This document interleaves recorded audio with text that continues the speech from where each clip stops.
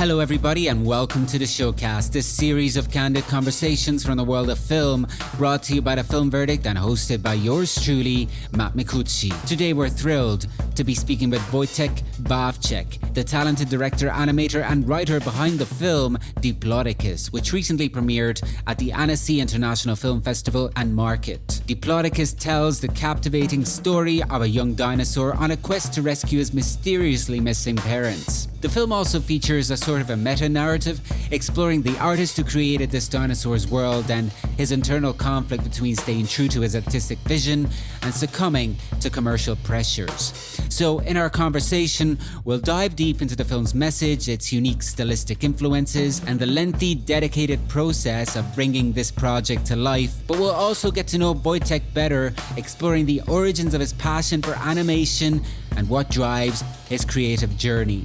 So fire up an audio teeny and listen to the audio waves as they fly through the air. This is the Showcast. Hello, Wojtek. Welcome to the Showcast. Hello, hi. Oh, it's such a pleasure to meet you. And, you're right in the midst of things. We're here to talk about your latest film, Diplodocus, that had its premiere at Annecy recently. But this is the first time we speak, Wojtek. So one of the things that I like to do is I like to find out a little more about the people I speak with. And I'd just like to ask you a very simple question to break the ice. When was it that you first became interested or even fascinated with animation? Oh, it's hard for me to say. I think, I always, for some reason, I always loved animation and comic books. And I love these two media much more than, let's call them regular movies and regular books. So I think since I remember, I'm very much into visuals. And I think that led me to liking animation more and making animation later on. So you always had a disposition for drawing and creating these fantastic worlds like the ones that we see in this movie? I think so. It was, if I could find a piece of paper or even, drawing in books, which wasn't, maybe nice. If I could just grab a piece of paper and pen, I had this tendency to draw. Yeah, exactly. I mean, so, some people just have that disposition, right? And what about the protagonist of this movie, our young hero? So tell me about the origins of this character, both aesthetically and in terms of his personality and this desire to go on an adventure. First of all, where does the name come from? Oh, it's a name of a species of a dinosaur. So Diplodocus is one of the species. And I think, the origins for the character and for the story actually is in comic books, Polish comic books released in the 80s. And when I was a kid, I loved these books. I think my first drawings, first good drawings, were copies of these characters from these comic books. These comic books were written and illustrated by Polish artist, his AD now. His name is Tadeusz Baranowski. And actually, that's how it all started. So what I did is I took some of the ideas from these comic books, but I wrote an entirely original script based on certain, ideas, worlds and colors and visuals. But I redid that, in a way that it has a little bit of my touch. Gotcha. And speaking of that, speaking about this film having a little bit of your touch, I want to get into that a little more because I feel like there's also, aside from the main adventure, there's also another side to this movie, the internal battle of an artist, threatened to compromise his vision and integrity to meet more commercial demands. Am I reading too much into it, or was this a driving aspect of the film for you? I think, I wanted to focus mainly on Diplodocus and his adventures. However, I do have this movie has a message. And I think, the message of that movie is connected to what you just said, to these struggles that I believe every creator goes through, which is, I think all artists, they have very low self-esteem. This means that they need to find a way to be liked, and they need to find some proof that they are useful to the world. So that's why when they hear some comments on their art, they often tend, to do not necessarily what's in their heart, but maybe something that might be, someone might say, listen, maybe this thing, you need to do it another way because then this is what market demands, for instance. And I think the message of the movie overall is about being and living in a authentic way. So it is about, being authentic.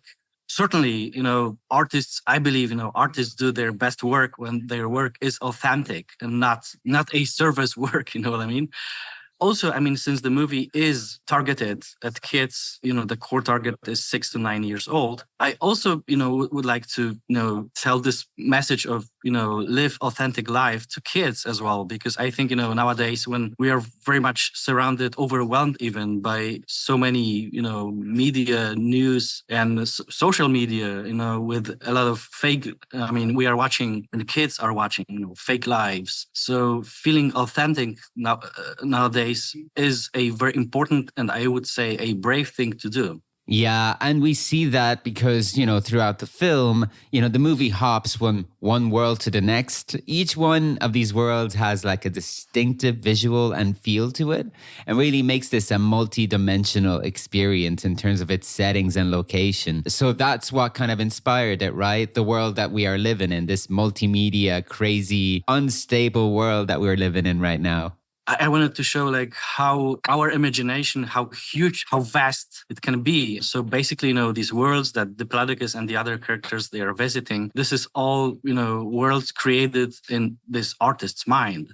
So often, when we do something, we are not aware of how incredible thing we can come up with. Yeah, but it could be, yeah, you might be right. It feels like the journey of these characters in this movie is quite crazy and quite senseless, actually. I mean, they go for a trip that doesn't make much sense. Yeah. Like, it's a celebration of imagination. At the same time, though, the main character is trying to like return to back home, like, Wizard of Oz in a way. Yeah. The timelessness of the Wizard of Oz. And there's also a touch of surrealism there as a result. Oh, yeah, exactly. I think this is something that, again, I drew this from these comic books. I think, the feeling of this, I mean, they were very Monty Python-esque, if I could put it that way. So they were surreal. They were extremely fun to read, those comic books. And I really love absurd sense of humor. So, and I know it works for kids, so I know that when I watch this movie, I'm not just for kids. I think, when I see reactions, like all the audience's reactions to the movie, I see that they really have smiles on their faces. And that's exactly what I wanted. So I think the absurd sense of humor is taken from these comic books. Gosh, I'm actually excited about you mentioning Monty Python because I can see that as an influence. And don't you have a direct reference to them in the music, or am I misremembering? Yeah, I do. Yeah. There's the opening music, Liberty Bell, is used in one of the scenes. Yes, I know. I'm a big fan of Monty Python myself. Terry Gilliam's animation was just groundbreaking, wasn't it? That's true. Absolutely. Yeah. I mean, that's another reason why I love Monty Python.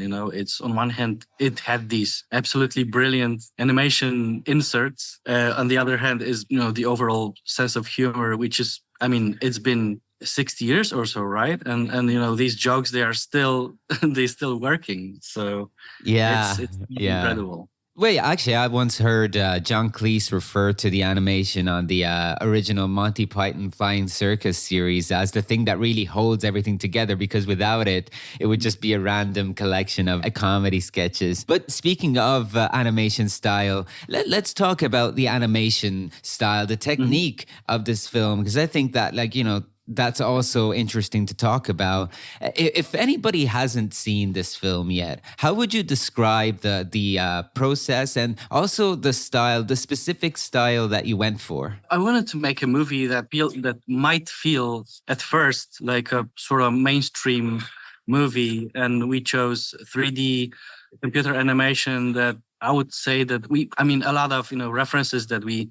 Even though we are animating in 3D, a lot of references for this, we were Looney Tunes, actually. So we wanted to maintain this cartoony look in 3D animation. However, that's how the movie starts, that actually you might think in the beginning that this is like another ordinary animated movie.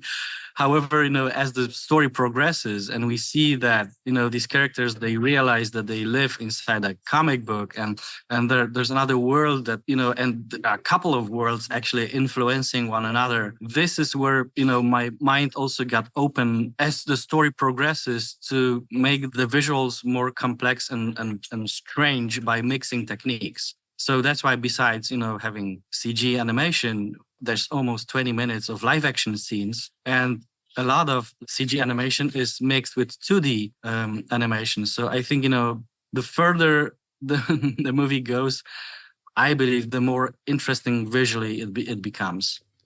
Yeah, and it's so cool that you again mentioned another influence in the Looney Tunes cartoons. One of my favorites is Duck Amuck, and if anybody has seen it, that's also one where the character, I think Daffy Duck, interacts with the person who's drawing him.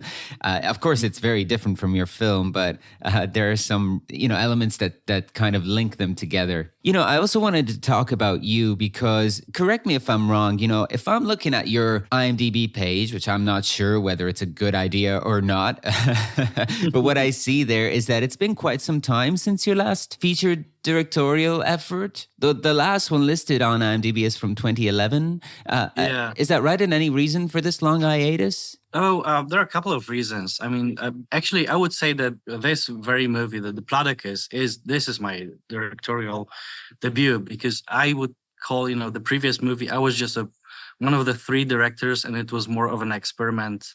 But this is, for the first time, I think, something that I really wanted to do on my own, and it's very, independent and very on my own. So I not only directed it myself, but I wrote the script. It did take me this long. So the Diplodocus, all the preparation from idea to the final movie, it took me 12 years. So it was 8 years of very difficult, and often, it wasn't like working day by day, because we are taking breaks on the way. So 8 years of preparing and 4 years of production. And I think, one of the reasons that it took me that long is that I think we came across so many, turns and bad events on the way and bad luck, that I believe in perfect world, this movie would take me like 6-7 years, but not 12. So I believe that's the reason. But I really do hope that my next movie will take me less time, because 12 years is really long. Yeah, fingers crossed. And of course, you saying that just goes to show how much work goes into these films, and, how much work you put into it. So yeah, kudos for that. And congratulations for putting it all together. We spoke of references before, and I also wanted to mention that, among the references there is... Are just references to Georges Méliès, which I always appreciate. I'm a huge fan of his. So yeah, I just wanted to throw that in. But Wojtek, thank you so much once again for joining us and talking with us about Diplodocus. Thanks a lot. Thank you. Thanks so much.